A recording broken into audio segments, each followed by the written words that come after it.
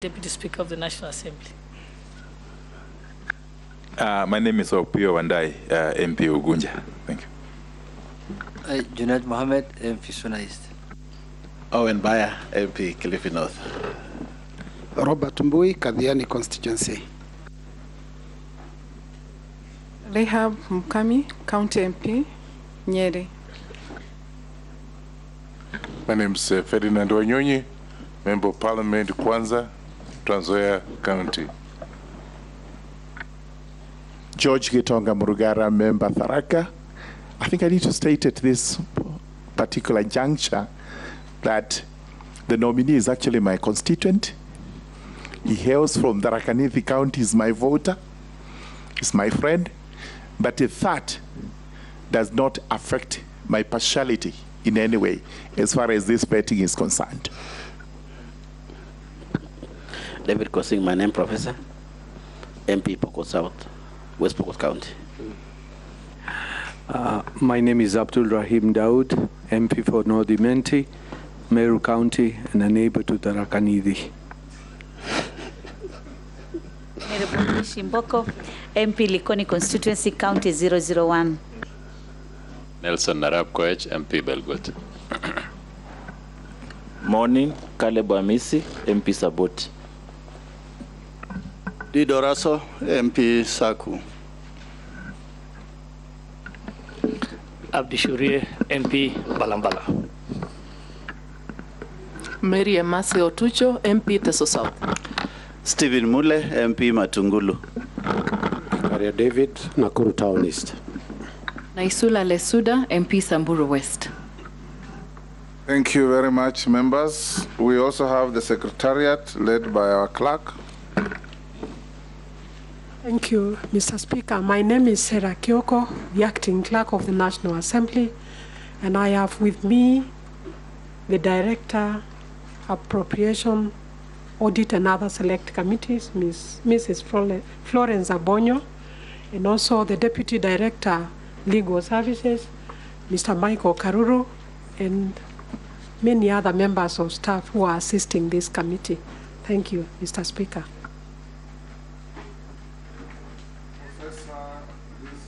It is not adversarial. We are seeking facts from you.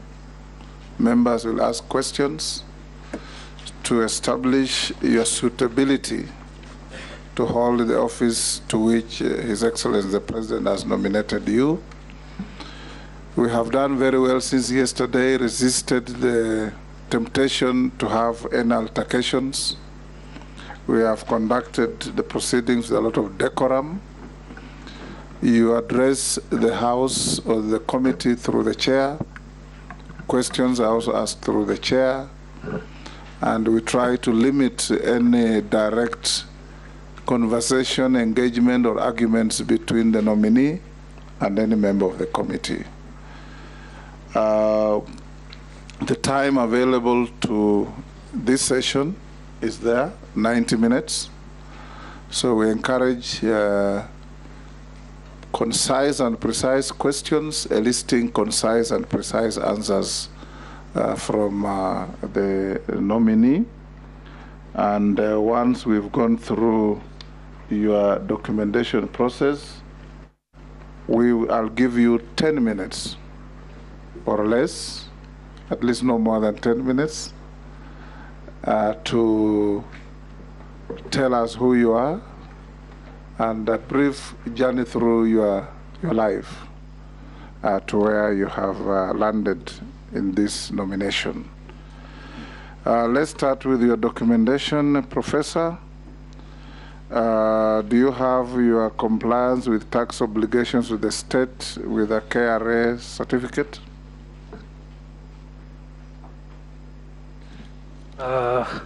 I'll ask you which documents, then if you have them, you'll give it to the officer standing next to you. If they're in a bundle that you have made copies, you can give her the originals as well to compare. Then she'll give you back your originals at the end of the proceedings. The Chairman, I think what I have are my certificates, academic certificates. I think there was communication breakdown. Just this morning is when I've been informed I also needed to come with my ID. I've sent for it, it's on the way. But I have my original academic certificates with Let me just go through Yeah. the list. Yeah. Then you'll tell us. And the other clearances, I think we submitted them, and Let's be sequential. we can still get the originals. Let's be sequential. Yeah. You have the KRA certificate you submitted. I submitted, but I don't have the original Then here. I confirm. can get it, yes. You have the Higher Education Loans Board clearance. Yes, submitted. You have the clearance from the Ethics and Anti-Corruption Commission. Submitted. You have the certificate of good conduct from DCI. Submitted. Thank you. Have you ever been mentioned adversely mentioned in any investigative report of a parliamentary committee or commission? No. Are you a dual citizen between your Kenyan citizenship and any other jurisdiction outside Kenya? No. Excellent.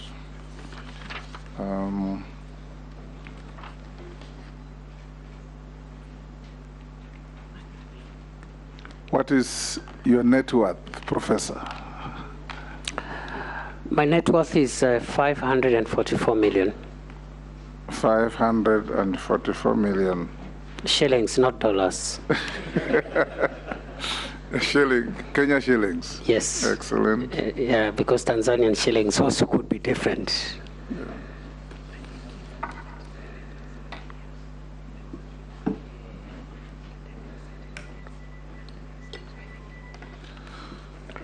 You say your national ID is on the way? Yes, it's on the way. You'll give it to us when it arrives. I will...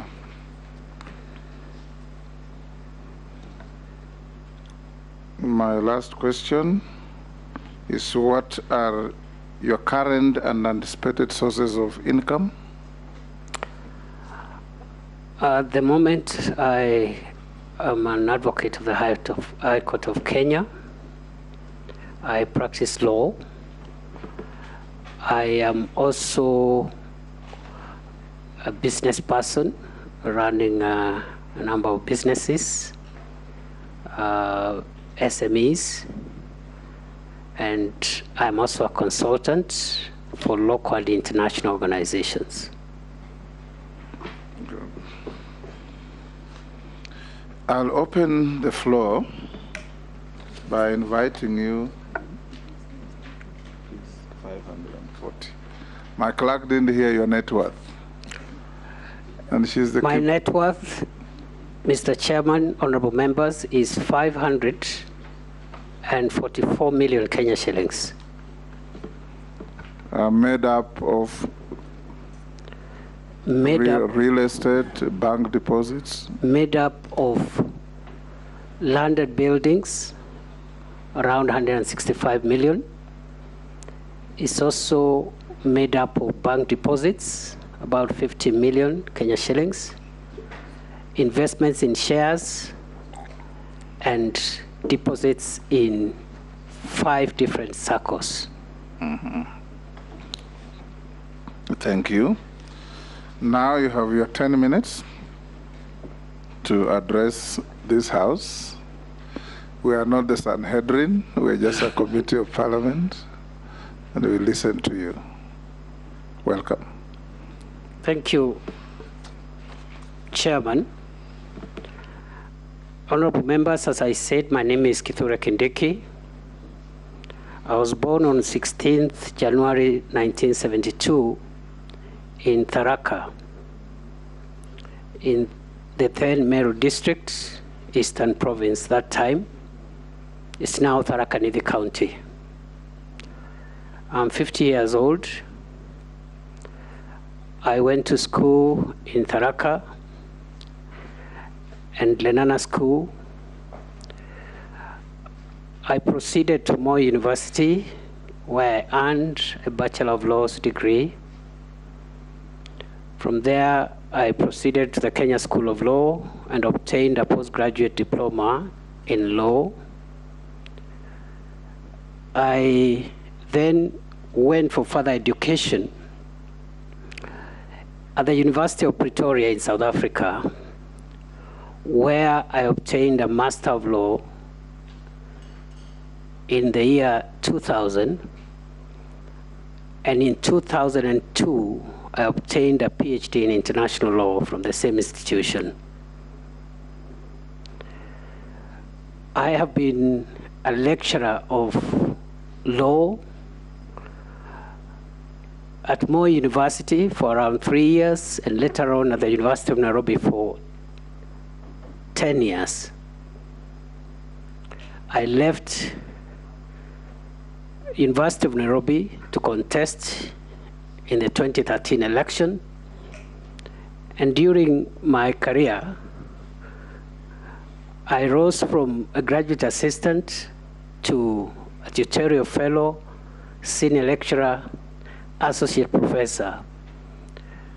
In the same period, I was able to hold administrative positions in the university as a head of department of the public law department at the University of Nairobi between 2005 and 2007. Thereafter, I became Associate Dean of the Faculty of Law at the University of Nairobi from 2007 to 2010. In between, I had a short break of 3 months when the third president of Kenya, Mwai Kibaki, appointed me Secretary for National Cohesion, but I left civil service. I was not comfortable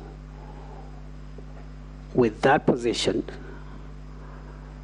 because of the political situation around which I was appointed and the agenda which I was asked to deal with. So I returned to the university and only left to join politics. I have practiced law for 22 years, and I am an advocate of the High Court of Kenya, and I'm listed in the list of counsel licensed to practice law at the International Criminal Court in The Hague. I've also served in a number of ad hoc tribunals as counsel. Mr. Chairman,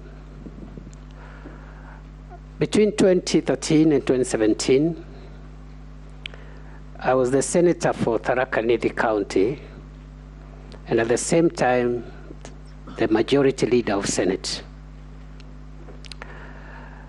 In 2017, I was re-elected as senator for Tharaka Nithi County, and also elected as Deputy Speaker of the Senate, a position which I held between 31st August 2017 and May 2020, when I was removed from office of the Deputy Speaker through a motion of no confidence sponsored by my party, my political party. I continued to serve as Senator for Tharaka Nithi for 3 years. And in the 2022 election, I did not vie for any political office.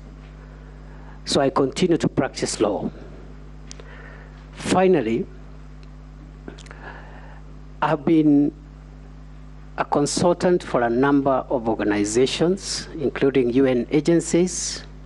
I've consulted for COMESA, the East African Community, IGAD, African Union, and very many international and local NGOs and government bodies. And I have published approximately 32 publications in form of books and peer-reviewed articles. In short, that is the story of my life. The only thing perhaps I can add is that I was able also to act as a visiting lecturer in a number of universities on short-term basis, mainly at the Central European University in Budapest and the University of Sao Paulo in Brazil. that is the story of my life. Thank you, Professor. I will now open the floor to members to ask you any questions. I'll start with the Deputy Speaker.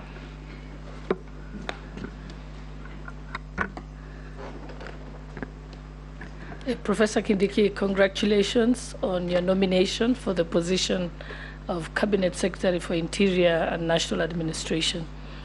Honorable Chairman, I wish to declare my interest, which is Understanding Order 90, that I recently served under the candidate as a Deputy Chief Agent. He was my boss. But I want to confirm that it will in no way affect my judgment or involve any bias on my part in relating to him. And now I go to my question, with your permission, Honorable Chair. Professor Kindiki, as you know, the National Police Service recently reported that 13% of the police officers suffer from mental illness. I wish to ask that whether you are of the view that the recruitment methodology should be changed to a more objective one, like having psychometric tests and having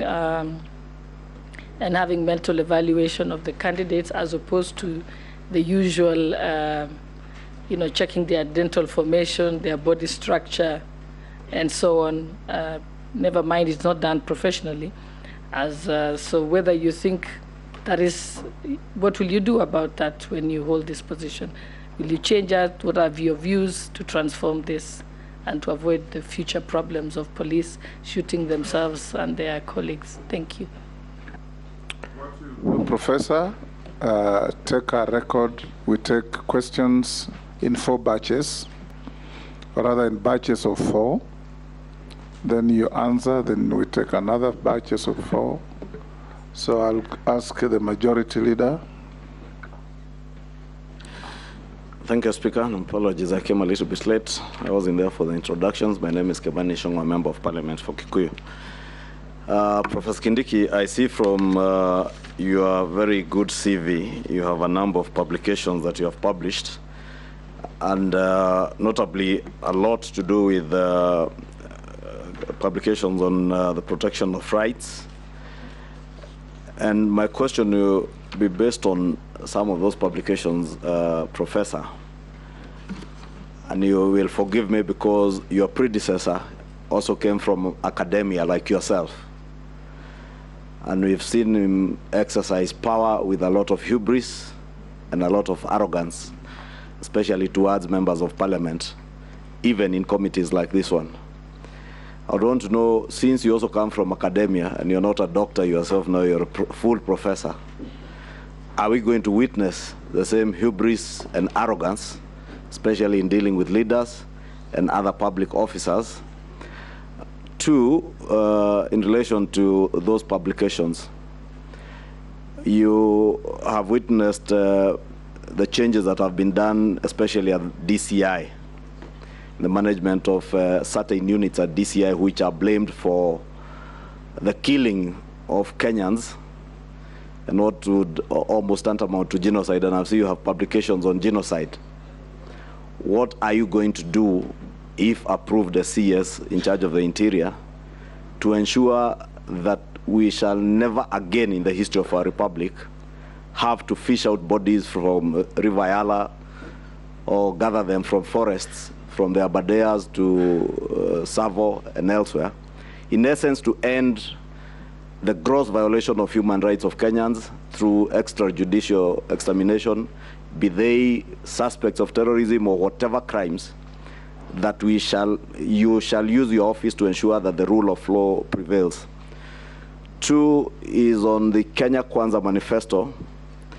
There's a commitment to review the salary and welfare of police officers in all cadres, including their housing and other issues, including the issues that are being litigated in court on the question of graduate officers and reinstating their salaries to where they were before they were reduced.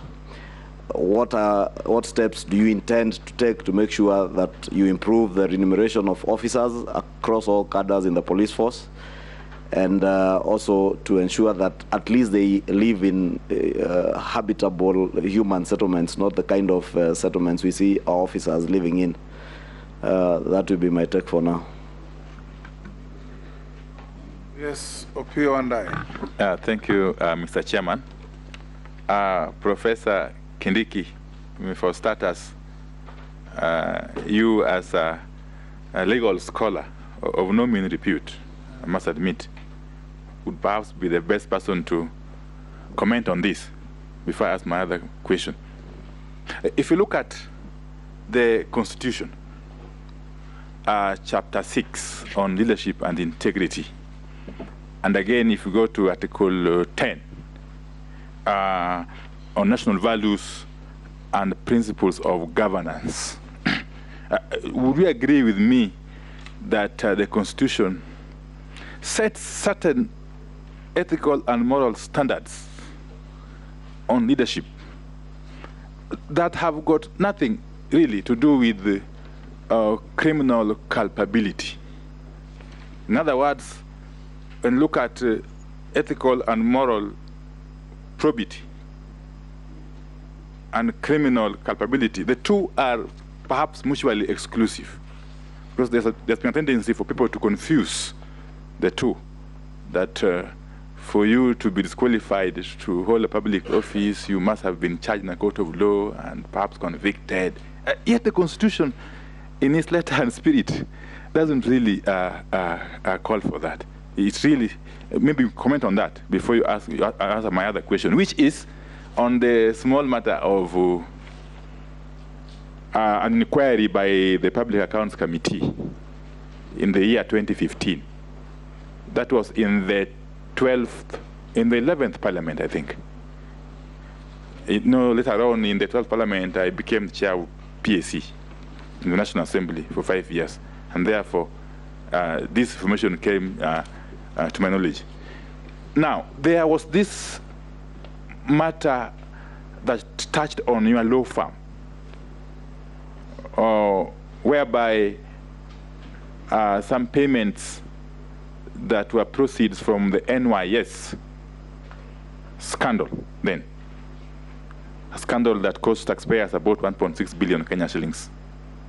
Some payment was said to have been made to your law firm from a company that was at the heart or at the center of this scandal, a company going by the name Out of the Box Solutions.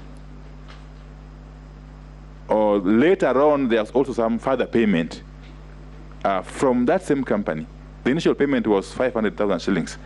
The second payment was 15 million Kenya shillings that went through your law firm under not very clear circumstances, if I may call them so. Or perhaps now that you are set, or you intend to, if approved by the House, to occupy one of the most critical dockets, which will be in charge of the instruments of violence controlled by the state. It will be important for you to clear this matter so that you can start on a clean state. Thank you. Robert Mbui. Thank you, Mr. Speaker. This docket that the nominee has been nominated to is extremely important, considering, of course, it deals with national security. Now, I have two things I would like to confirm. First, there is an observation I want to make that in the run-up to the last general election, you were one of those that were vying to be a running mate in the Kenya Kwanza coalition. And that is in public domain. And you really fought hard. Up to the last minute when a decision was taken that was not in your favor. Now, after that, there were comments that you made publicly. And one of them was actually an implication that you are going to go on some kind of sabbatical leave. But we can see you're already actively involved now in service to the nation. Have you recovered from that shock, and are you going to be very comfortable working under your competitor, because whoever you're competing against is now the deputy president? And secondly, do you think the president has any right or should interfere with the operations of the DCI? Because you know recently that he did disband a unit that operates under them. Thank you. Professor, those are 4. You can now proceed to respond. Thank you, Chair. On the first question from Deputy Speaker, the Honorable Shelley, I would like to respond by saying that yes, it is important for psychometric tests to be carried out on recruits. However, I do not think that the problem that we are experiencing around mental illness is connected with the type of recruits that get into the police service. I believe the issues around mental illness in the police service are linked to work-related stress. In this connection, if I am approved by this Honorable House and appointed by the President subsequently, I intend to equip, expand, and fully capitalize the wellness and counseling unit, which I intend to link with the soon-to-be established Kenya Police Hospital, the Kenya Police Service Hospital, and the Kenya Prison Service Hospital, 2 projects which are at an advanced stage and should be operational within the next few months. If you have those hospitals in place and are functioning, well-equipped, well-human resourced, wellness and counseling unit, you will be able to prevent cases of a psychiatric nature that lead to mental illness and sometimes fatal accidents involving police officers and their families. Secondly, I believe that these incidents are caused by the low morale and also the low remuneration and poor working conditions of police officers vis-a-vis the risks that they undertake in the service of the nation. And to finalize on that, I'll combine it with one of the questions that was raised by the Honorable Leader of Majority, which is to say, I intend to vigorously fight for the welfare and improved terms of service for police officers as well as prison officers because of the critical nature of the role they play in securing our country. I know the current administration has committed in its manifesto to review the terms and other welfare issues, including housing and mortgages. I will be the #1 champion to have that part of the manifesto implemented fully so that you can instill better morale, better working conditions, and a happier Kenya Police Service, a happier Kenya Prison Service. Secondly, Honorable Speaker, the Honorable Leader of Majority asked me whether I would be proud and arrogant. The answer is no. I believe that the ultimate trait of leadership is humility. And most people tend to confuse humility with cowardice. The two are not related. We'll be humble. We'll submit ourselves to all authorities, starting with the appointing authority, His Excellency the President, my colleagues, but also arms of government, including this House.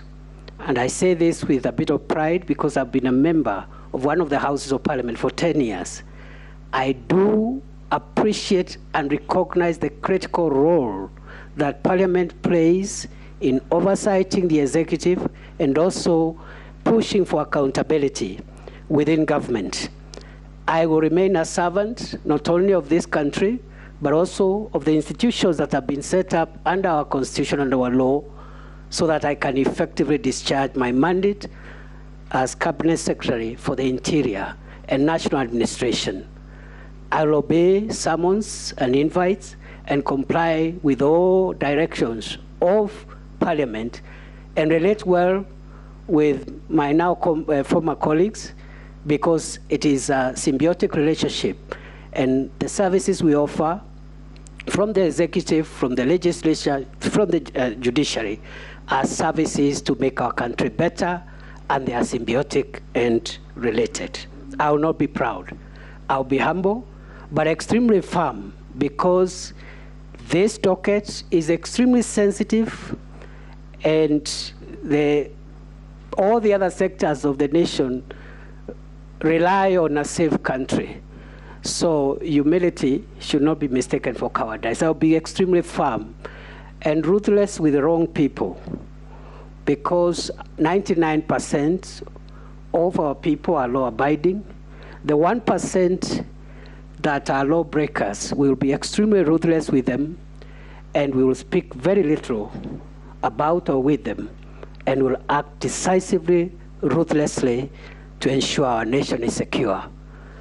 Honorable Speaker, Chairman, the third question on Chapter 6 raised, I think also the Majority Leader had asked about salaries. I have answered that question, and welfare. The Leader of Minority, the Honorable Pio Wandai, asked about Chapter 6 vis-a-vis its place in the Constitution.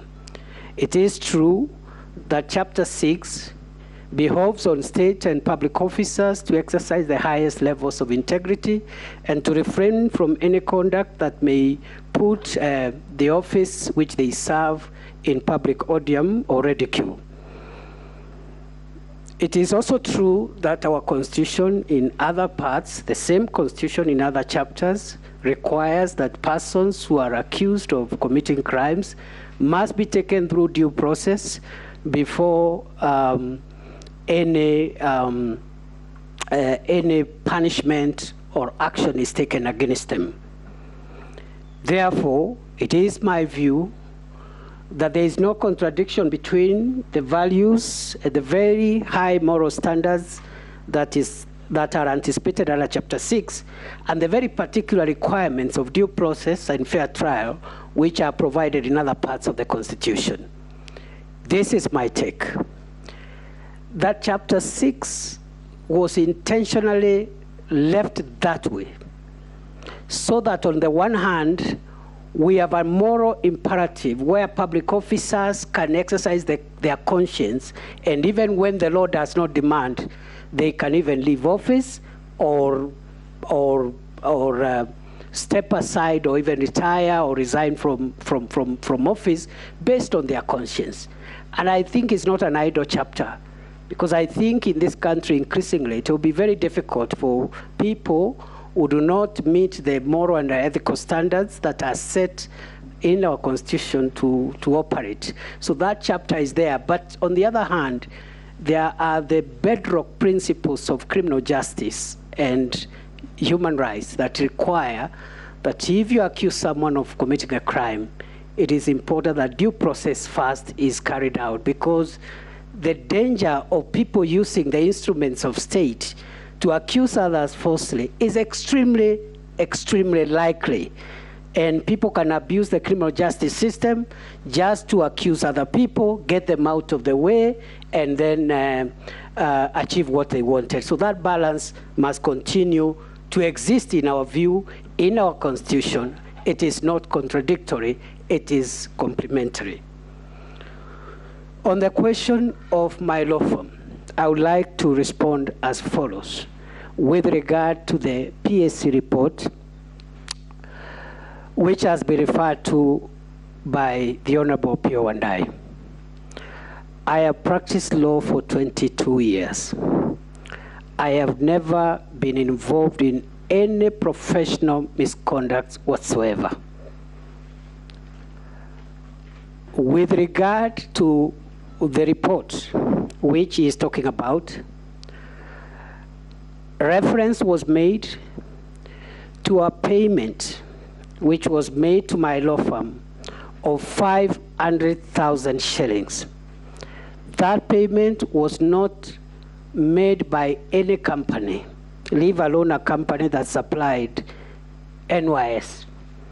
It was made by a friend of mine and a colleague called Onesmus Kipchumba Murkomen. And this is the story. Onesmus Kipchumba Murkomen owed me 500,000 shillings, which I had lent him. And I went and asked him to pay me back. And he wrote me a check. That's it. Period. As to the 15 million shillings of the Honorable Pio Wandai is saying, I am not aware. I think he's confusing my law firm with another law firm. I'm very clear. I am extremely clear. And I would like him to clarify, Mr. Speaker, because this is a public process. I don't want to live here with Kenyans imagining that I obtained 15 million shillings from the proceeds of crime. 500,000 shillings, was I paid? Yes. By out of the box? No. By Onesmus Kipchumba Murkomen, who owed me a friendly loan of 500,000 shillings, because at that time, we were borrowing money from each other, which happens among colleagues. I'm sure even these MPs, they owe each other some money. So that is the short story around that issue, Mr. Chairman. On the final issue on the running mate, the question raised by the member for Matungulu, Kathiani, or Matungulu this side, Kathiani this side. Now, first, it is not true that I fought so hard to be a running mate. That is not true. What is true, Mr. Chairman, is that I was fortunate to be on the short list of 6 members of my party who were being considered to be running mates for President William Ruto. In that short list, it is also true that I ended up being a runners-up. It is also true that in that process, the Honorable Rigathi Gachagua, who is now Deputy President of Kenya, was nominated to be a running mate, and I was the runners-up. That bit is true. With regard to the question whether I've recovered from the shock, there was no shock, because in the first instance, there was no entitlement to anything. You can only get shocked if you're entitled to something. It was a privilege even to be on that short list, and even a greater privilege to have been a runners-up. It is also true, Chairman, that I did a press conference 2 days later after that process, and I said 2 things, namely that I'll take a break from elective politics, which I did, and 2, that I will not be available for any appointive office during my break. That last bit, I have since reviewed that position after persuasion by my party. My party persuaded me, and in fact, if the honorable member cared to listen to that speech, I said, however, notwithstanding my personal decision, if my party wishes to engage me and requires me to reconsider my position, I'll be willing to listen. So that is what made me to change my mind. Otherwise, it is true what he has said, but there was no shock. And finally, Mr. Chairman, I have no problem submitting to authority. That is the easiest thing. And therefore, my friend Rigathi Gachagua, who is now the Deputy President of Kenya, is my boss. And I have no problem whatsoever working with him and under him, together with President Uhuru Kenyatta, together with President William Ruto. Uhuru Kenyatta is the former President of Kenya. I also served under him very well until he threw me out for no reason. So I'll be more than happy to serve under President William Ruto, Deputy President Rigathi Gachagua, all my colleagues, all arms of government, and I'll be a humble servant of Kenya, the people of Kenya, and there is no shock, there is no nothing, there is nothing Thank you, to discuss. Professor. Thank you. The next batch of 4, Owen Bayer, Shurie, Naisula, and Gikaria. Mr. Speaker, it's possible to clarify, clarify something that the Honorable Professor Kindiki Kithure had raised. Actually, the fact is that the 500,000 shillings was through a check drawn by Singoei, Murkomen, and Sigei advocates to the law firm of Kithure, Kindiki, and Associates. And the data was Kipchumba Murkomen. And the 15 million, just to clarify further, was in favor of Singoei, Murkomen, and Sigei advocates. But this company was one which was dealing with the two companies, with the two law firms. The out-of-the-box solutions is the company which was at the center of the investigations. Thank you. Mr. Speaker.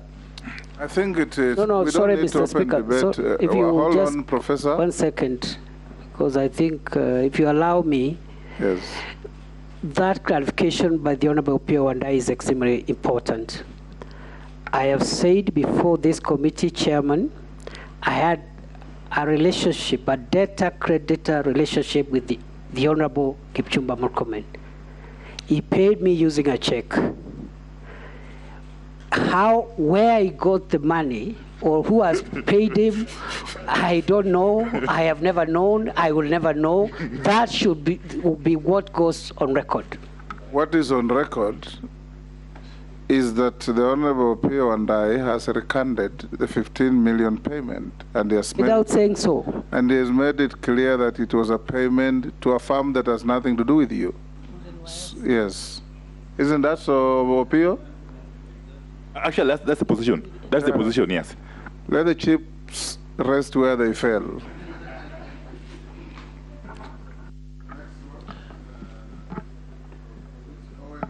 All right, thank you very much, Mr. Shurie, Speaker. Naisula, and Gikaria. Thank you very much, Mr. One Speaker. question each. Okay, and Chair,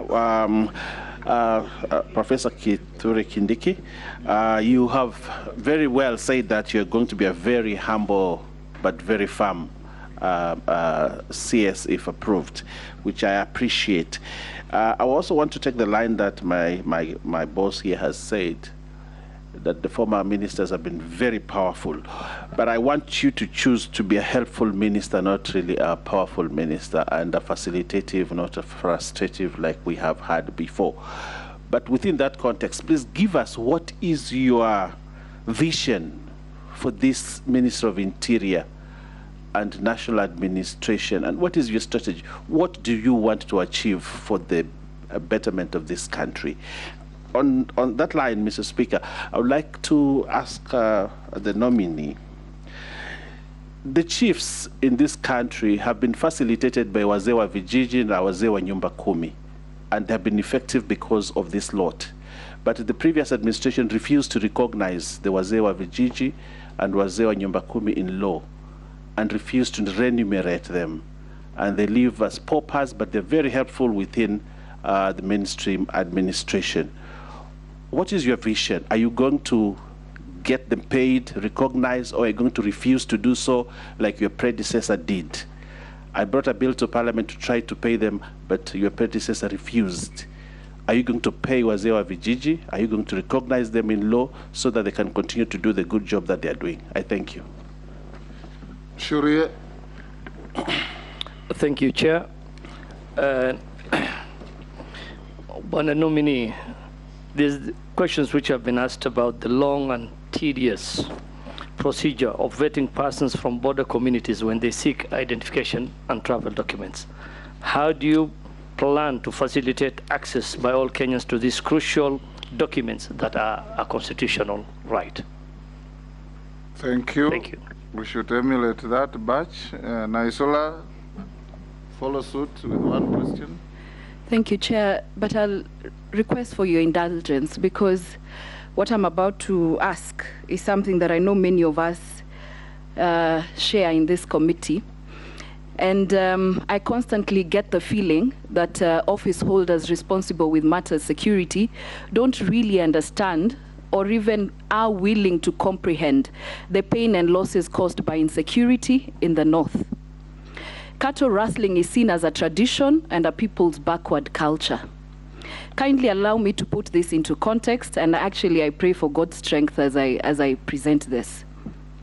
Just yesterday, when I was undertaking this very important national duty, I received a text that criminals from my neighboring constituency, that is Tiati, ambushed herders, injured one person, and drove away with cattle. As if that was not enough, the criminals continue to be bolder by the day. This morning, they attacked again. As we speak, they have killed one person. 2 people are missing, one who is actually my staff, and they've stolen goods. On a normal day as a leader, I would have dropped everything, including this assignment, and rushed to my constituency to condole, bury, and have local security meetings. Then back to Nairobi, go to OP, we get a chopper, we go for security meetings, and we come back to Nairobi. Calm is restored, then reiteration attacks, most likely from my community, will take place, and the cycle continues. And this is the daily life of a typical pastoralist living along the border of another pastoralist county. The only time as a country we behave shocked or surprised is when we lose our security personnel, and only when we lose more than 2 or 3 lives. When will one life be too many to lose in the northern parts of this country? It should never be lost to us that at one point we lost over 42 police officers, and the only thing we have to show in Baragoi is a monument with the names of these fallen heroes. As a leader, I don't run away from my responsibility and have been consistent and diligent. But nominee, I am tired. I am honestly tired, and Kenyans are tired. What do you intend to do differently from your predecessors, away from the usual rhetoric and threats? Perhaps you need to come and live in Kurkur, Pora, Longewan, Losuk, incognito for only 1 week. Come and stay there. What strategy or are your thoughts do you have to end this menace once and for all, so that as a leader I can execute my other national duties and not concern myself only on matters security? Thank you. Thank you. Gikaria, Professor, I've allowed that emotional discourse because of the peculiar circumstances of the member. Gikaria. Thank you, Chair. One question. Pongezi, Kindiki.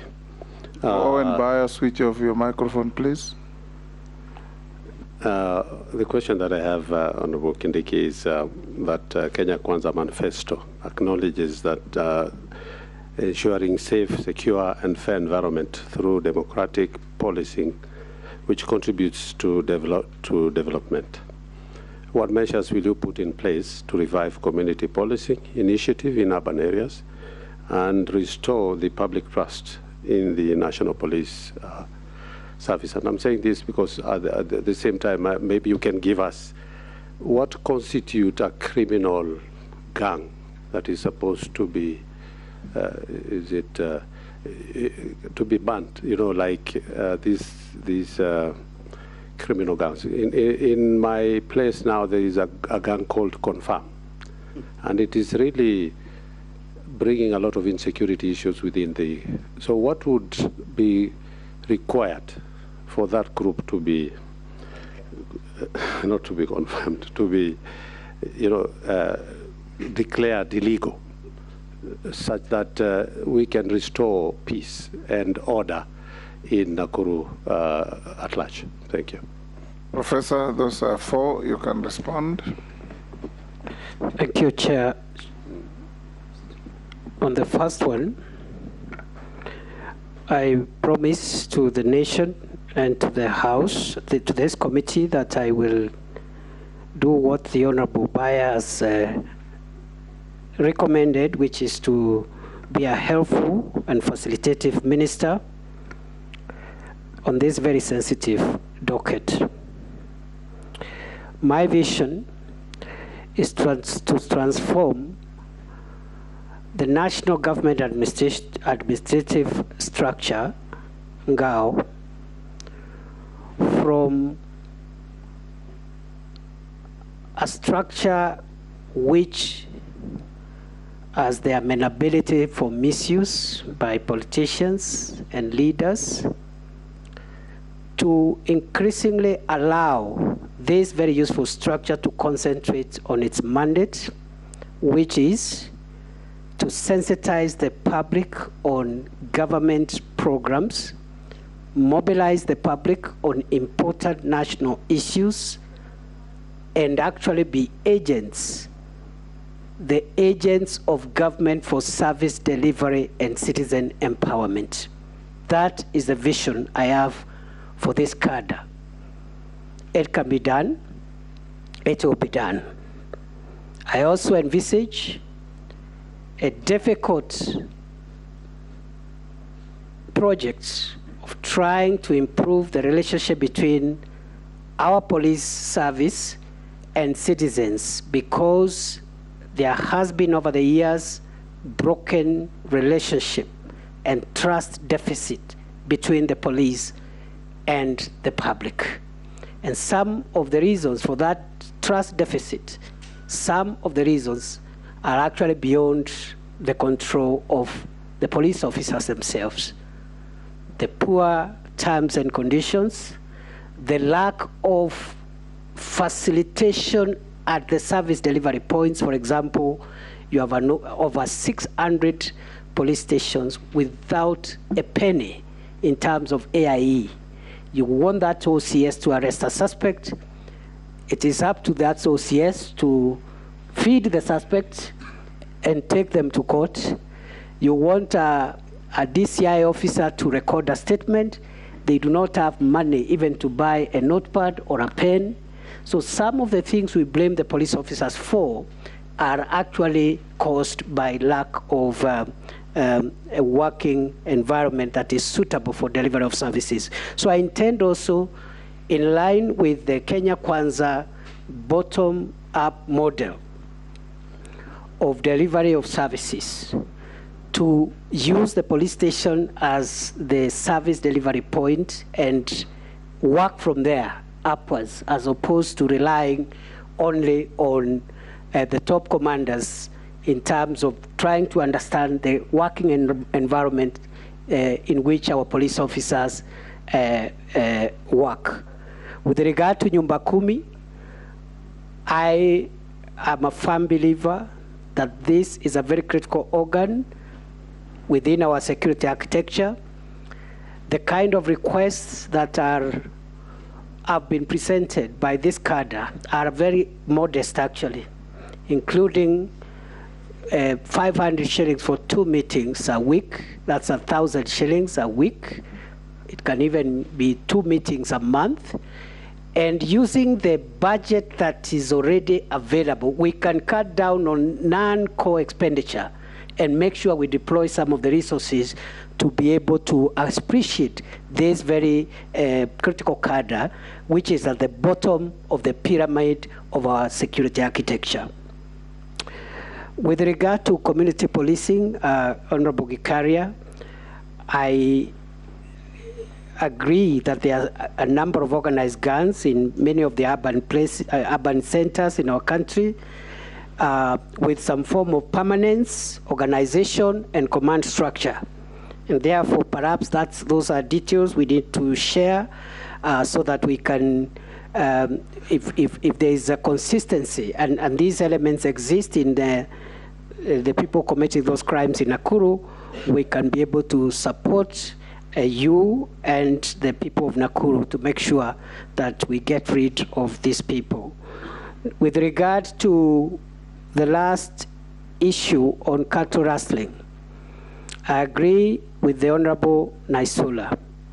The Honorable Naisula speaks on behalf of about 67% of Kenya's territory, the Kenya of the North. The Kenya of the North includes the North Rift, Northeastern, parts of Tana River, and some parts of the coastal strip fall in that category. A territory that is largely facing very serious insecurity. And allow me just to address the issue of banditry in the North Rift.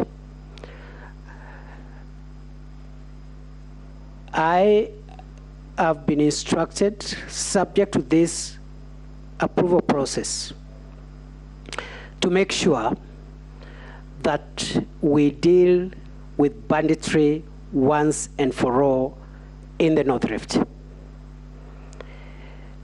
Therefore, what am I going to do?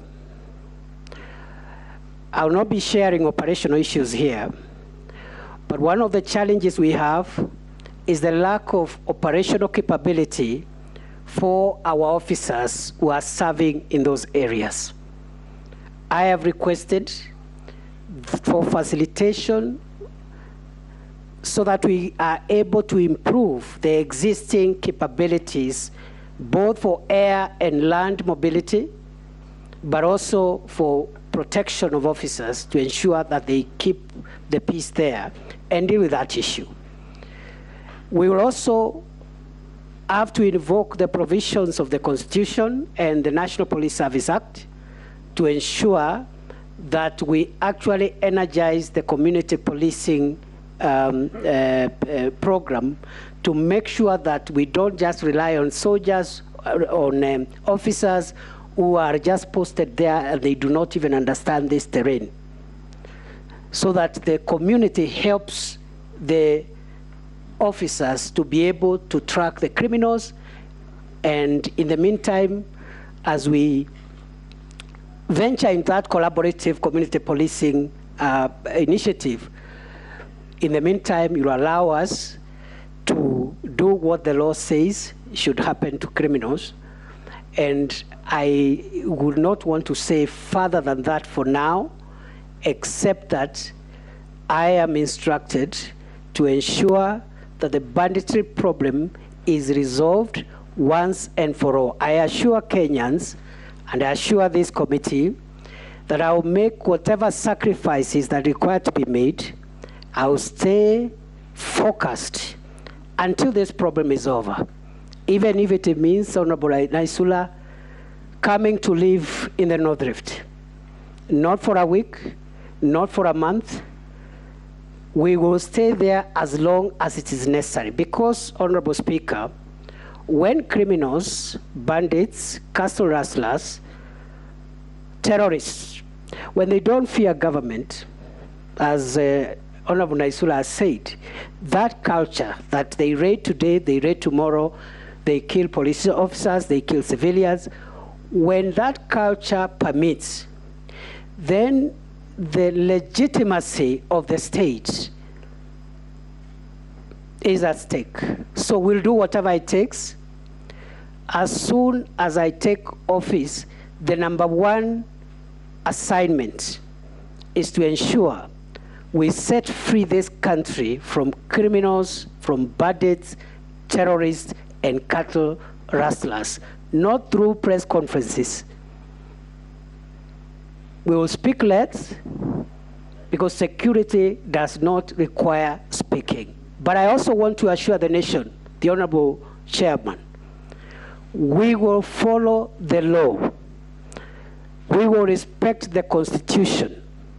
We will respect all the international human rights and humanitarian treaties that are part of the law of Kenya. But we will still do the job, because in some of the most secure countries, ruthlessness with criminals is matched with the respect for human rights. So law-abiding citizens don't have anything to fear. There will be no extrajudicial killings. There will be no abuse of human rights. but we will do to criminals what needs to be done for them under both national and international law. The next batch of Shuria's question on issuance of travel documents. I think it says you didn't answer that.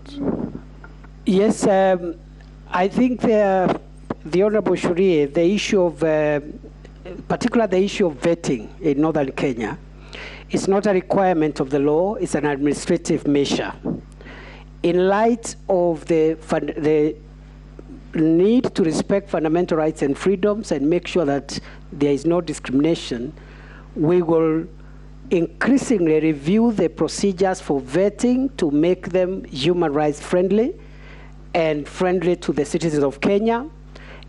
But in the long term, Honorable Chairman, the long-term solution for that vetting problem, which is a bit uncomfortable, I must say, but is necessary, is when the country will adopt a unique identifier number at birth. An attempt was made under the Vision 2030, under the IPRS project, which was abandoned, and then the Huduma bill came and took over some of that effort and brought confusion. Some of the matters are in court.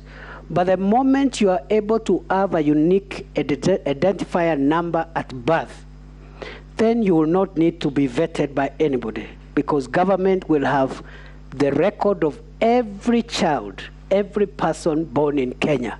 So the idea of vetting will go in the long term. But in the short term, please, we must secure our borders, and there are many ethnic consanguinities and relationships, especially in the north, with other ethnicities in neighboring countries. So it's not supposed to be a punishment on Kenyans. It's just meant to ensure that at least we secure our borders and make sure that we protect the Kenyan population.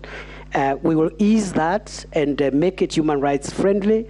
Eventually, that has to go when that project on an integrated population registration system is complete. Posing Emase Raso Koech. I thank you, Honorable Chair, for giving me this golden opportunity. Everybody will ask a question, so don't worry. For giving me, Mr. Chair, this golden opportunity. And Professor Kindiki, the nominee, if this committee sees it fit to approve you, and the House definitely then agrees with the committee, if that happens, you are coming at a very interesting time. Very interesting time, Professor Kindiki, when this country is facing myriads of threats in terms of insecurity. But allow me to ask you, Professor Kindiki, what new thing will Kenyans be expecting from you, and particularly from the area you say 67% of the place, and North Rift, and specifically where I come from? I can feel Honorable Lesuda. But let me ask you, Honorable Professor,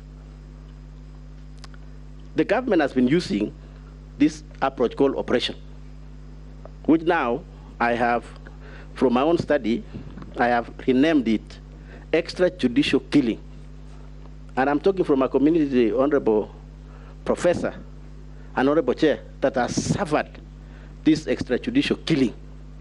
But they name it oppression so that it looks good. It looks accepted to be meted on a community like Pokot. Honorable Chair, you can remember. The worst one was in 1984, where almost 25% of Pokot were exterminated through that operation, Honorable Chair, through the same strategy operation. The worst, and the latest was 2015, 2016, when people were massacred, abducted, never seen, Professor Kindiki, up to today, never seen. No question asked. And even the worst, Honorable Chair, it's going on now in Tiati. People are missing. People are getting lost in the name of operation. Because that kind of community, Professor, has been profile for many years.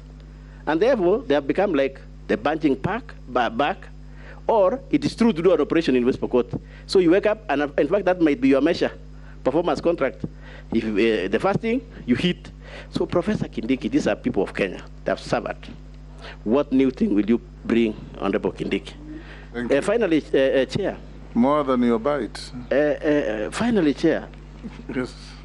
The normal norm in Kenya is, if you want to become a police in recruitment, you must pay money to be recruited. That is the critical and biggest issue, Honorable Chair, if you allow me, that Professor Kindiki, knowing his background, must come and deal with it, Honorable Chair, so that people can feel they can be recruited fairly without selling land. I thank you, Chair. Emase? Thank you, Chair. My concern to the nominee is on addiction and alcohol abuse. Addiction and alcohol abuse is on the rise, and it is a crisis. So my question is, what are you going to do to address this menace?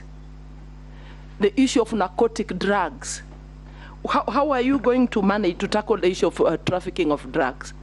And Chair, just allow me to echo the issue on IDs, because I come from a border constituency, that is Teso South. If you're going to Uganda, members will pass through my constituency. I welcome you. And our men have married from Uganda, from the diaspora.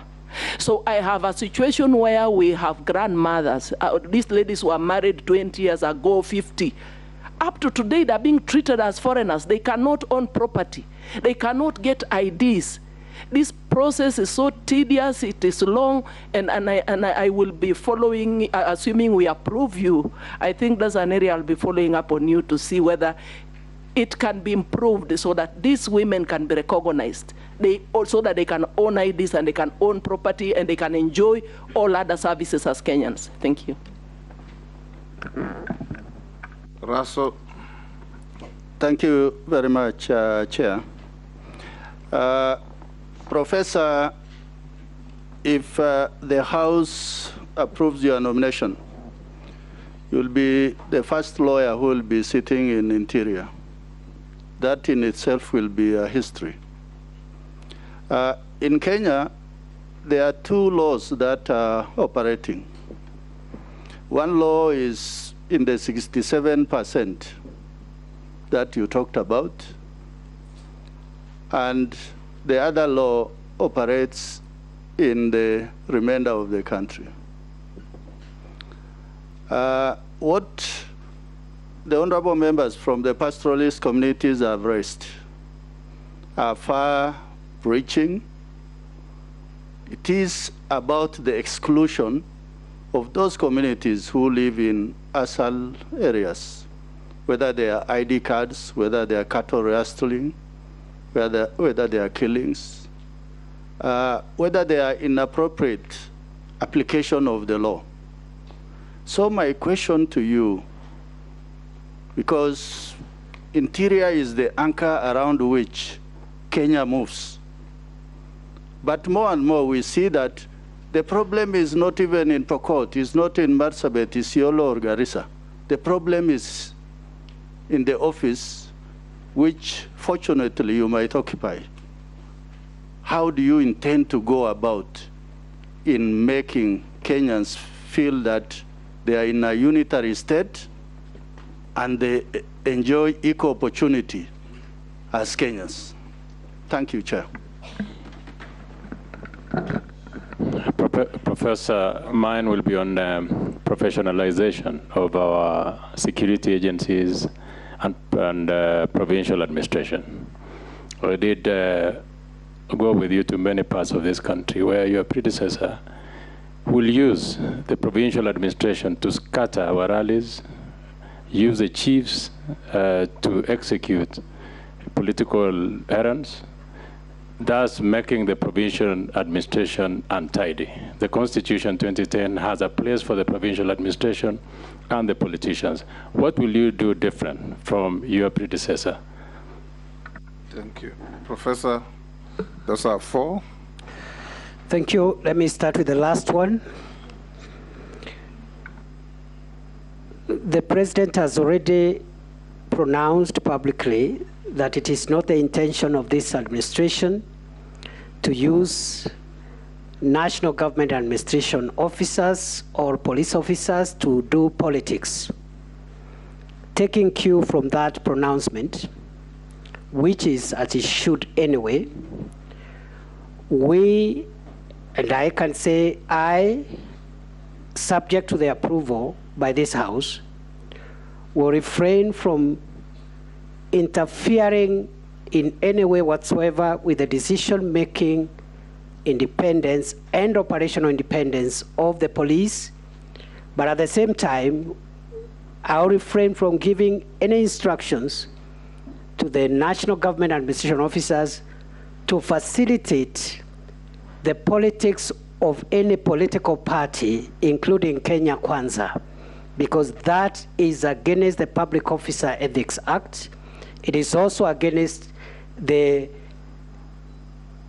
Ethics and Anti-Corruption Act.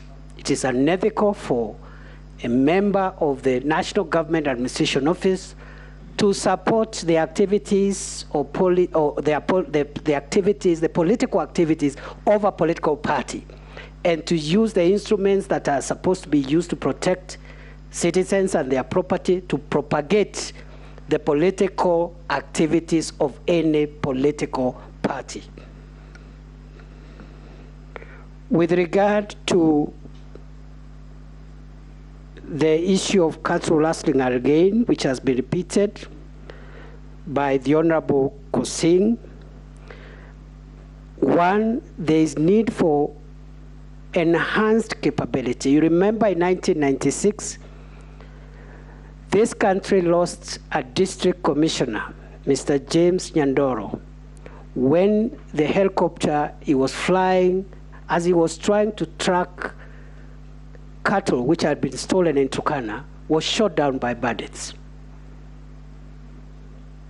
When I talk about capability, I mean the need to modernize the armed personnel carriers, both land and air carriers, because the kind of carriers that require to get criminals out of the caves and gorges are the type that cannot fall under the fire of these bandits. I know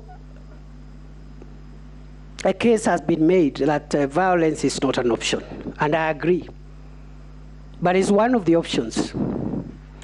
It's one of the options. It's not the only option, but it's one of the options, because what language are you going, what discussion are you going with a criminal who has stolen 100 cows from an innocent person and is hiding in a gorge? What is he doing in a gorge in the first place? So you flatten the gorge to start with. Then now you can, because what is he doing in a gorge with people's livestock? So that is one of the issues, the issue around capability, including personal protection of the young officers that we send sometimes, and even the more experienced ones. I've seen a GSO officer was shot the other day, somewhere in Baringo, shot dead in the line of duty. And then, so some force has to be used. But I have also assured the nation we'll follow the law. The Honorable Didaraso is right. I am a lawyer, and not just a lawyer. I'm a human rights lawyer. That's what I trained in. Even the most established democracies must use violence to protect 99% of its citizens against the 1% that want to destroy our democracy, period. I have no apologies to make about this. That is the law. We will respect human rights. There will be no extrajudicial killings, but criminals have to be faced as criminals, period. And crimes have no ethnicity. Crimes are not political. Even if a politician is committing a crime, he's a criminal. A lawyer committing a crime is a criminal.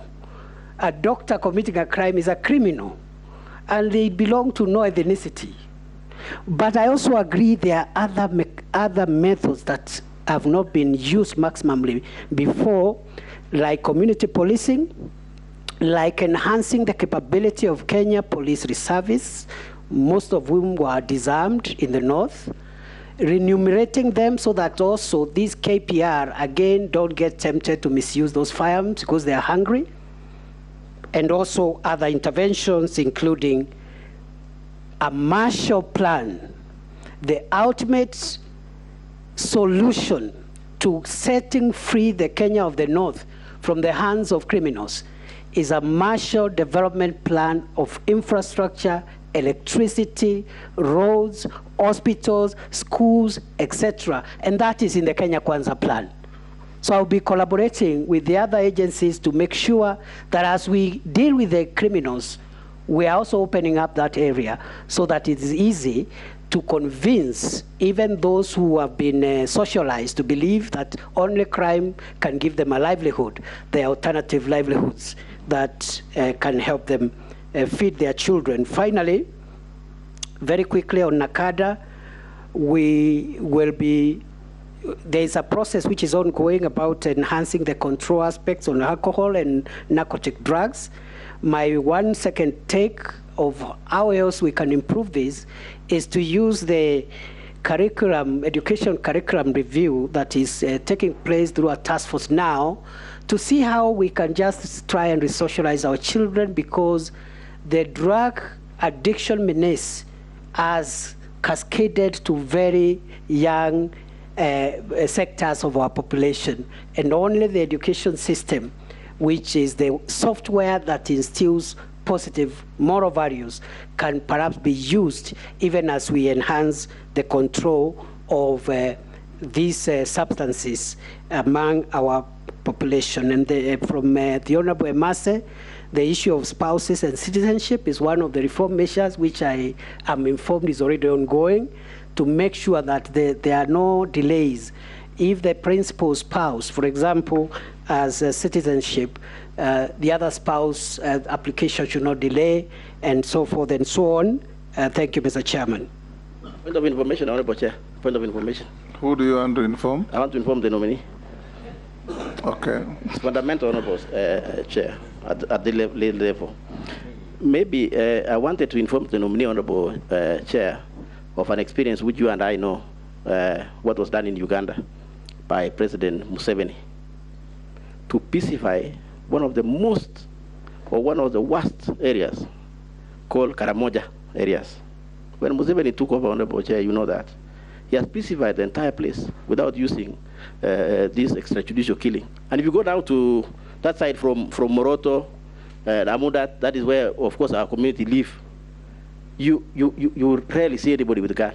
But if you had to go there, maybe 1980s, everybody had a gun. What happened in Uganda is not happening in Kenya, Honorable. So that's information, Honorable Chair, that I want to share with the nominee, now that also Uganda is our friends, that he can also enjoy that information from Uganda. I thank you. Yes. Ferdinand Mishi Daud Amisi. Yes, Honorable Russell. Thank you, Chairman. I believe the good professor did not answer my question to my satisfaction, particularly in application of the law, that there are two laws that are operating in this country. The laws of some parts, the 40% of the country, and the 60%. And that is why the honorable members from the arid and semi-arid lands have raised very heavy issues on this floor. I thought he said that he acknowledges persistent and consistent discrimination of people living in the north, and that it's going to be his duty to make sure that this becomes part of our history. He didn't say those words, but that's how I understood him. Is that so, Professor? That is so, and I said because many of them are administrative measures, they are not legal measures, we will sit down with the leaders and communities to see how we can make them more human rights friendly, But I did caution that some of these measures are critical to secure our borders, but they should not be used to punish citizens. So increasingly, no person from any part of Kenya should feel being treated differently. And so I will be seeking the support and counsel from the leadership from these areas to see what can be improved without hurting critical aspects of national security. The next batch of 4, Ferdinand, Mishi, Daud, and Amisi, all honorable members of the committee. Each members. I want to, on the behalf of the police service, National Police Service, ask you a question about the review of their terms of service. I think I've been complaining that poorly enumerated, and that's why I think some of them are involved in the bribes and, of course, the killings that we see. What do you intend to do on their terms of service and particularly the payments? Thank you. Thank you. Mishi. Thank you, Honorable Speaker. Honorable Speaker, first on a rider on Emase's questions, I would like to ask the nominee that how are you going to do to destroy the cartels and the syndicates in the police forces who collude with drug barons? And my question will be on the small arms. Honorable Speaker, I understand Kenya, Rwanda, Tanzania, and Uganda created the Regional Center on Small Arms in the Great Lake region. And they also established Nairobi Protocol with the aim of ensuring that they reduce illicit small arms proliferation in the country. But despite that, what we have witnessed in this country, that any Dick and Harry, anybody who wants to access firearms, he can access those arms. And that is why we have rampant insecurity in this country. What measures are you going to put in place to ensure that only those people who are authorized and they seek permission from the relevant department in the ministry, in the relevant ministry, that they can access firearms so that we can reduce insecurity in this country? I thank you, Honorable Speaker. Thank you, Honorable Mishi.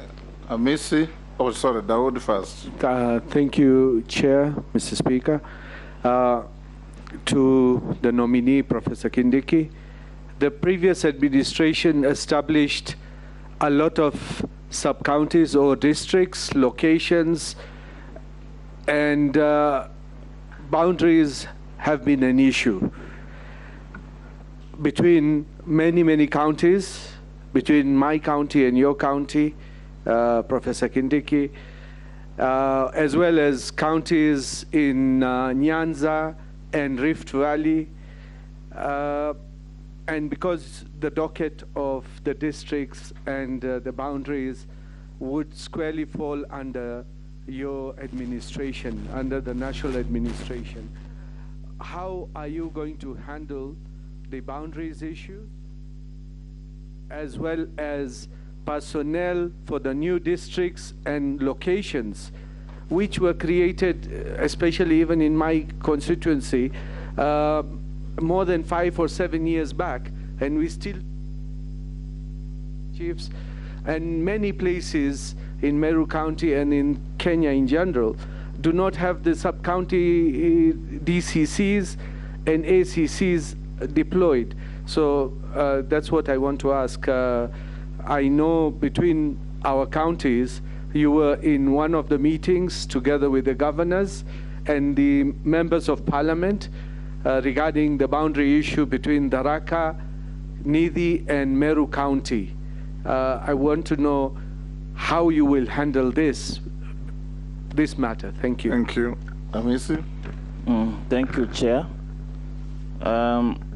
The issue of refugees, you've written articles on refugees. I saw it somewhere. And the repatriation of refugees and closing of Dadaab refugee camp was a hot topic in the previous regime. How are you going to handle it going forward? Are you going to revise the decision that was made before in regard to that? Influx of foreign nationals is also a big issue here in Kenya. We are going towards regional blocks, East African community expanding, African Free Trade, African Continental Free Trade Area. We are opening up our borders too much, and in long run, we are going to be overflown. To remember what has happened in South Africa because of opening up borders, then you start having xenophobic attacks to foreigners. Close related to that, the NHIF of the police officers has been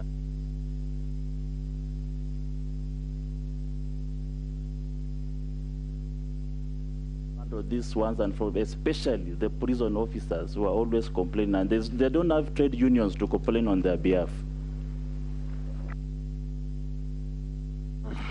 Another 4, you can answer those. Thank you, Chairman.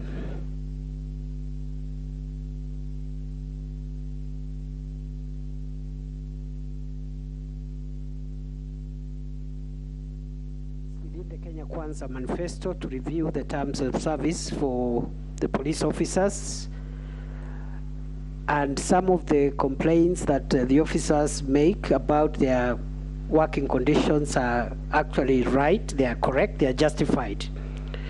So we shall be looking at how to handle that within the resource constraints of the country and also within the independence and mandate of the Salaries and Remunerations Commission. But one way of even achieving some of the things that the non-benefit aspects of welfare is by reviewing the ministry's existing budget to remove non-core expenditure and deploying that expenditure to facilitate officers to protect our country, to protect our people and their property. With regard to cartels and drug barons, the Cabinet Secretary provides policy direction to the National Police Service and the other formations under the ministry. Through this oversight, which is provided in law, we will make sure that no protection is afforded to any officer or any person who is associated with drug cartels and drug barons. So we are going to perform our duty to provide the policy oversight on our forces. Because when the instructions and policy direction come from the top, it's easier to manage than when there is none. With regard to proliferation of small arms and light weapons, I would like to respond as follows. That one, we may have to review and look at the framework for licensing of firearms in this country to ensure that the right people are the people who are licensed to carry firearms. Secondly, with regard to firearms already in possession of, in the hands of criminals, we will have to review our policy on disarmament, demobilization, and reintegration to ensure that we mop out firearms in the wrong hands. And this is associated with the program that we discussed earlier in this session about how to ensure that we pacify and make it peaceful in most of the countries where bandits are reigning supreme. With regard to sub-counties, all sub-counties, locations, sub-locations which have already been established by law should have personnel. So I'll be sitting with all leaders who are representing areas which have this kind of needs, and this will be something that we'll implement with immediate effect so long as a sub-county has been gazetted in accordance with the law and the locations and sub-locations have been created in accordance with the established procedure. With regard to boundaries, the Constitution of 2010 froze the review of boundaries and applied the Districts and Provinces Act of 1992 But the Constitution also in Article 188 requires a review of boundaries, county boundaries, through a process which is independent from the electoral and boundaries process. So some of these historical issues will be resolved through that way. But in the meantime, the struggles around boundaries are normally struggles that are fueled by political leaders.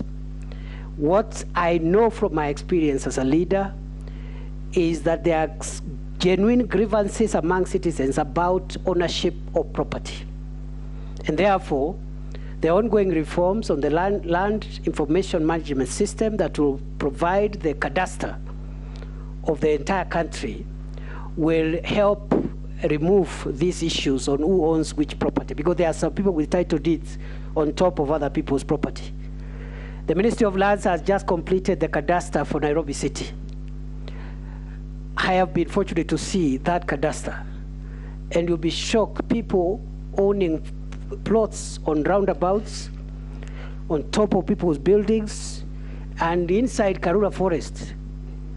So once this cadastre process, and the Kenya Kwanza, the executive order signed by the President on 12th of October, has already identified this area of land information management, rolling out of these limbs and the preparation of the national cadastre as one of the reforms that will be taken across the country, so that you know where your property is and nobody has a title deed on top of somebody else's farm. But the boundaries issue will have to be resolved in accordance with Article 188 of the Constitution and in accordance with the Districts and Provinces Act of 1992. Finally, on the issue of refugees, the traditional methods of providing durable solutions to the refugee problem, namely voluntary repatriation, local integration, and resettlement to third countries, the ministry will pursue them a little more robustly, especially considering genuine cases of local integration for refugees who have lived in this country for 40, 50 years and are not under any negative security profile. There's no need of sending somebody home who was born here and is 55 years old. He's going home, he's going to a country just to die. He's going to a country of his death as opposed to a country where he has lived all his life. But we'll couple this with the resettlement and as well as voluntary repatriation for those who want to voluntarily return to their countries. Thank you, Mr. Chairman. Thank you. I'll now give the floor to the Honorable Mukami, Morugara, and Mule, and Deputy Speaker. Thank you, Chair. The nominee, Professor Kindiki, congratulations. Professor, Kenya has been experienced numerous disasters in the past, ranging from bomb blast, terror attacks, floods, collapsing of buildings, to name but a few. Whenever these happen, it only confirms lack of preparedness. Despite having a national emergency response unit, as the cabinet secretary in charge of this unit, what measures will you put in place to raise the level of preparedness to respond effectively to the emergency and national disaster? And finally, through the chair, Professor Kindiki, you come from our region. Our children, our future generation, are getting finished because of alcohol. I don't know what you are going to do, and I am praying if God give you this chance to serve as a cabinet minister, I'm praying, kindly try, if you go to our schools and in the surrounding areas, our children are finished. Thank you, Professor Kindiki. Thank you, Mr. Chairman. Your voter. Yes, thank you, Mr. Chairman. Actually, it's the voters who have sent me to him to ask these questions on their behalf, and they are listening. You're entitled to one. No. This, you have to indulge me because of, but I'll be very fast in asking these questions. Number one, it's from the border riders, the school bus drivers, and everybody. It is welcome that you are going to improve the terms of service of the police officers, including their remuneration and housing. However, we know as a matter of fact that on every road, these officers do erect illegal road tolls, roadblocks, and stops so that they can extort money from poor citizens of the country, including border riders. What will you do as the minister, and as soon as you have improved these terms, to end that corruption which happens? What are you going to do to ensure that we do not hear of these illegal roadblocks and tolls, etc., etc.? Number two, the police officers themselves are asking. We have a huge shortage of police officers in the country. The ratio is possibly 1 to 6,000 persons, which is not acceptable because the world standards are about 1 to 300 people. Do you have any plans whatsoever to increase the number of police officers in the country so that security per person is enhanced? From the area managers, this is their question, because I took a petition for them to Parliament. It was passed, but that was the end of it, and now you're going to be on this seat. The smallest unit of administration in the country is actually the village. This is where we find a person called area manager, who is supposed to be the president of that village. This person executes all manner of duties, including is the security officer, he is the judge, the jury, and the executioner. He's also the divorce court in the village. He's the one to whom people fall to when they want to divorce or they want to remarry or whatever. Do you plan in the administrative system that we are now going to review to start with the village as the basic unit of administration, and what plans will you implement to ensure these people are actually remunerated? Thank you. Hey, thank you. They also reconcile couples. It's not just about divorce and marriage. Thank you, Mr. Speaker. Being the last to talk to the nominee, Professor, you are inheriting a service, and especially the police service, whereby internationally on the police corruption index, as a country from the highest corrupt country, which I will not name, we are number 10 at the index of 7.88, and the ratio of police officers in Kenya per population is 1 police officer serving almost between 800 to 1,000, whereas the international norms, where Kenya has signed to be part and parcel, runs from 1 police officer to about 300 to 450.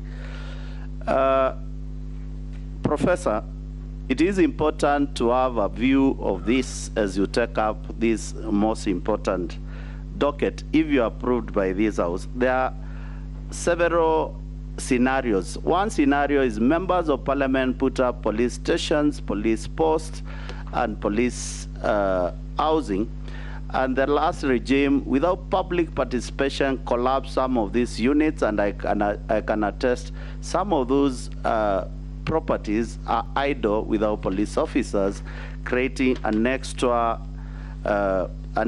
exposure of risk to Kenyans involved in those areas.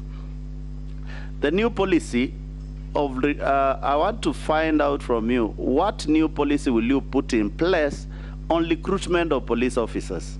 With this kind of index which I started with about corruption, you can be assured during recruitment, corruption is the center of who will be picked. And last is, how are you going to refurb the air wing, police air wing department in the country, so that you can be in total control of it? We know very well the air services of the police were merged with KWS, the army, and the rest, whereby they were collapsed to something which we cannot understand. And I believe you have said that you'll deal with the issue of how to refurb the police. I want to hear what we're going to do on the police air wing. Last but not least is that we have officers. Not right. You're entitled to one question. Okay. You are doing the fourth.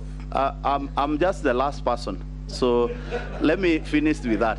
The police, you are not entitled to that latitude. You read that. Time up. Okay. It is only 1 minute, Speaker, if you indulge. We have quite a number of police officers who are graduates, who have gone to school, and their school, and we are aware that for them to move forward and get better remuneration, it was stopped. What are you going to do as the in charge of the department to make sure that we look at the issue of those officers who are graduates? Thank you very much. If I've offended you, Ichungwa, sorry. You have not offended Ichungwa. You have violated the direction of the chairman. Thank you, Speaker, because he's repeating questions.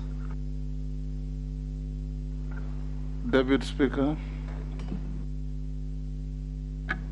Honorable Chairman, I just wanted to follow up on the same question that Honorable Murungaru said, and I think some of my electorate have said, why don't you assure them that you will have body cameras for all police officers who are going to be interacting with the public, so they're not collecting bribes on the road and terrorizing motorists? They said it's well to take care of their welfare, but the public want you to assure them that you'll also take care of their welfare against the police officers.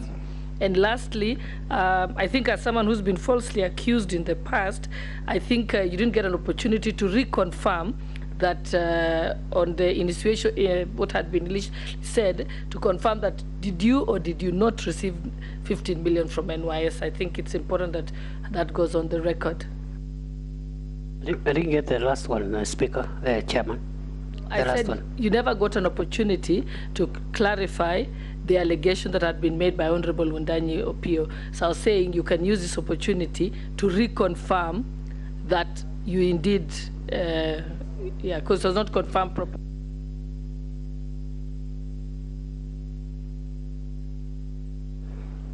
Go ahead, Professor. Thank you, Speaker. With regard to disasters, the Security Laws Amendment Act of 2014 made a lot of progress with regard to providing a multi-agency responses to security concerns. We have the country has a humanitarian disaster preparedness and response mechanism, but that has not been well anchored in the law. My objective is to make sure that the same is properly anchored in law, but above that, to integrate the civilian interventions and responses to disasters with the security agencies, so that you have one comprehensive response which involves both civilians and also members of the security forces. With regard to alcohol, I think it's a national problem, as I have said. And I think instead of the top-down approach to the fighting of illicit brews, we may need to start conversations in the areas most affected by this menace of alcohol and drugs from the communities to help us generate the solutions. Because in the past, there have been very violent and decisive crackdowns on illicit brews and alcohol, and perhaps the results have not been very, very successful.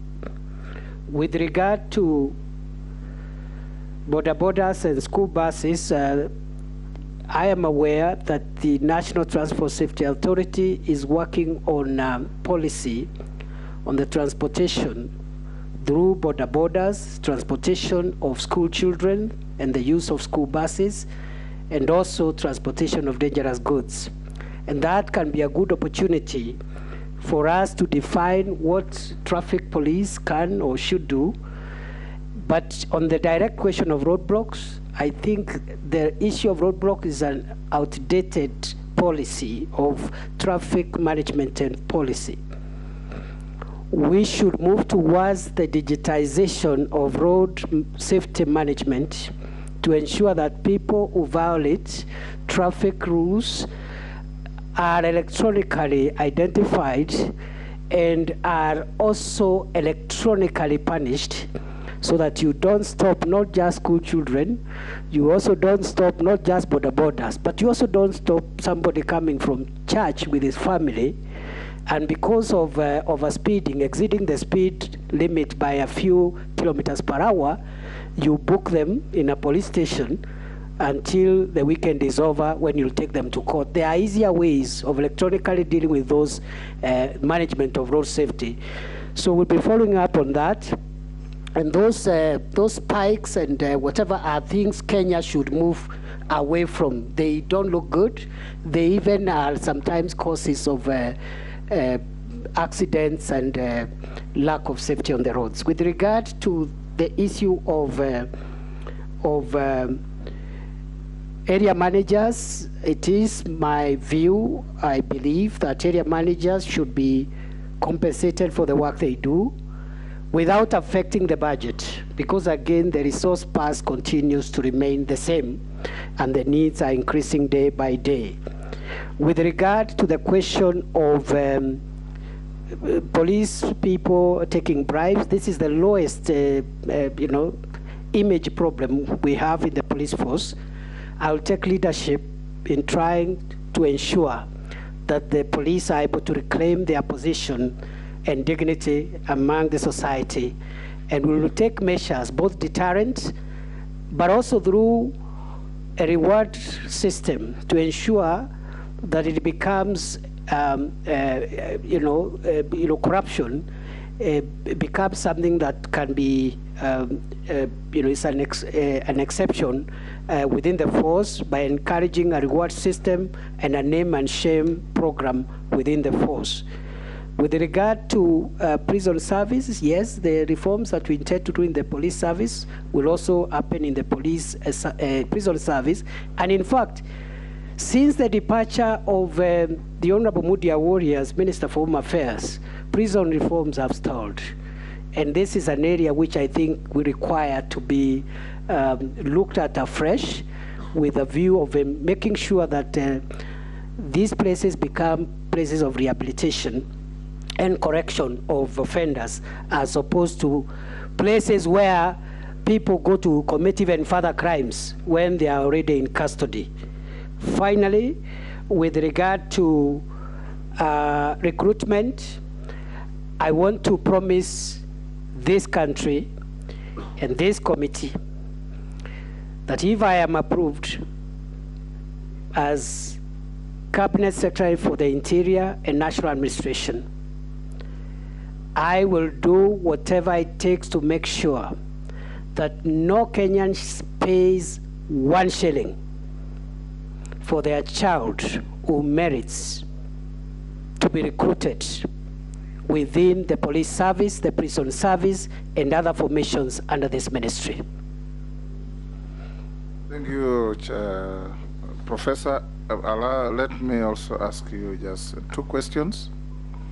The first one, Professor, is the integrity of the Kenyan passport. The Kenyan passport is said to be one of the easiest to forge. Criminals from our neighbors, our brothers from West Africa, and many others. As foreign minister, I encountered cases where there were nationals of Zambia, Guinea, Nigeria, all these countries, in jails, particularly in Asia, China, Thailand, where narcotic crimes are punished very heavily. And they are profiled and identified there as Kenyans because they have forged and are carrying Kenyan passports. What are you going to do as minister to enhance the integrity of our passport. Number two, in comparable jurisdictions, getting a passport is a right of every citizen. In fact, many countries like the UK, they don't have any other identification document other than the passport. In this country, getting a passport is an extremely tedious process. There are people who queue for up to a year, 2 years. You want to travel out of the country, to get an entitlement of a travel document, you have to bring all manner of documents to prove that you are entitled to what you should have.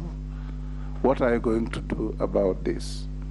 The last one is what you have just been talking about, roadblocks. And you and I have discussed this before. In 2016, I remember calling the then IG. From Eldoret to Bungoma, where I come from, is under 100 kilometers. And on one morning, I drove from Eldoret to Bungoma, and I counted 24 roadblocks. 24. Each roadblock is being manned by an average of 4 to 6 police officers. And you could see no crisis that warranted either those numbers at each roadblock or those numbers of roadblocks. I remember President Kagame of Rwanda asking President Kibaki to reduce roadblocks because businessmen from Rwanda were finding it difficult to transact their business by transporting cargo from Mombasa to Rwanda because of the number of roadblocks, which were also toll stations. What are you going to do to eliminate this menace? Thank you. And may I also disclose to the committee that the Honorable nominee is a very close friend to me. We have practiced law together, and we research and write some things together in furtherance of the law. Thank you, Chairman. Chairman and honorable members, with regard to forgery of the Kenyan passport, the e-passport features introduced in 2017 September goes a long way in upgrading the security features and the status of the Kenyan passport internationally. Unfortunately, the uptake has been slow. Until now, only 1.6 million Kenyans have converted the old passports into the e-passports out of the 3.5 million Kenyans who own passports. The deadline has been extended, and under the East African Community Protocol, I think the deadline now has been extended to December, 30th November. But I doubt that even with that extension, there will be many more Kenyans because of the reasons, some of which you have highlighted. So this forgery issue, once every Kenyan has e-passport, will be something that perhaps will be a rare occurrence. Mr. Chairman, honorable members, I believe, just like the chair does, that a passport is a basic identity document. In fact, every Kenyan should have a passport. And to this end, I believe also, in line with the Kenya Kwanza manifesto of a bottom-up approach and empowering people, one way of empowering people is to make people, even at the grassroots, empowered even to move out of the country for trade, for business, for whatever venture they may want to engage in. So I hope that we can move this 3.5 million passport to about 10 million passports in 5 years. And it will help you collect revenue. Absolutely. It's one industry. You are right, Honorable Chair, because this is one sector which government really doesn't need to spend a lot of investment in terms of resources, because it generates revenue for government. Number two, Honorable Chair, with regard to what we are going to do to make sure many more Kenyans acquire passport, We are going to increase the passport submission centers. Right now, there are about 7 passport submission centers. The intention is to ensure in the next 5 years, there is a passport submission center in every county of our country. Other than that, for Kenyans who live abroad, it is intended that we, subject to the approval of this House, will ensure that we increase the number of passport submission centers from the current 7, namely New York, Washington, London, Berlin, Pretoria, I think Qatar. We will increase from 6 or 7 to about 25 within the diaspora in the next 5 years. Mr. Chair, allow me also finally to say, however, the printing of passports must remain centralized. The submission of passports could have as many centers as possible, but the printing for purposes of security must remain, just like printing money, must remain centralized. And therefore, we will be empowering the Immigration Department with capacity to offer centralized printing services. Finally, on roadblocks, as I have said, Chair, I agree with you. This is a very archaic method where you put spikes. In fact, it's an obstruction of traffic. But you know, it's something we have gotten used to as a country for a long time. So you can't really blame the police as such.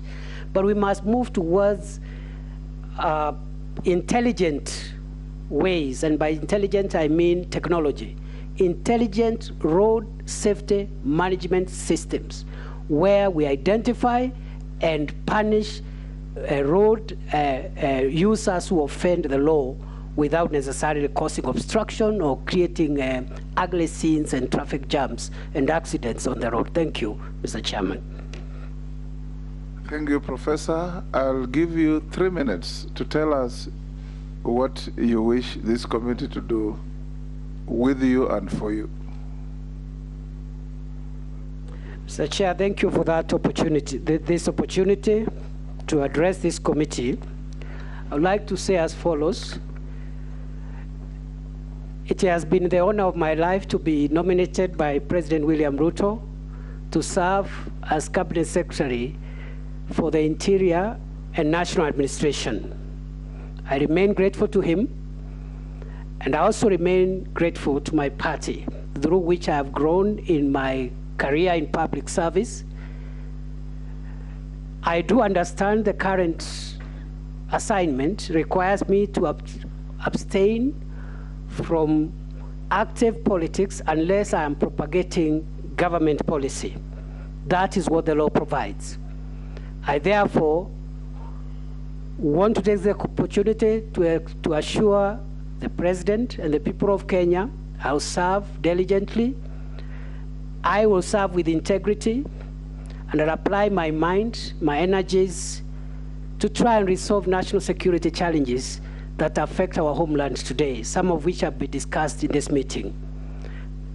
I also want to say that I will serve with integrity and fight within my ministry any efforts to divert public funds, misuse public funds, misuse public human resources for political or other considerations. I also promise this House, I'll cooperate with Parliament and other institutions of state to serve Kenyans. Finally, if I am approved, I'll remain grateful to this House for the opportunity, and I promise I will not let Kenya down. I'll do my best for the country, and this is a solemn promise before God, before the President, before government, and before my fellow citizens.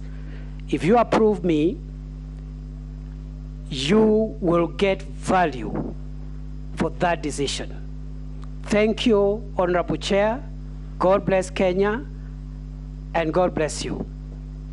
Thank you, Professor. You are now released to go to your other duties, and God bless you too. So I give you 5 minutes break.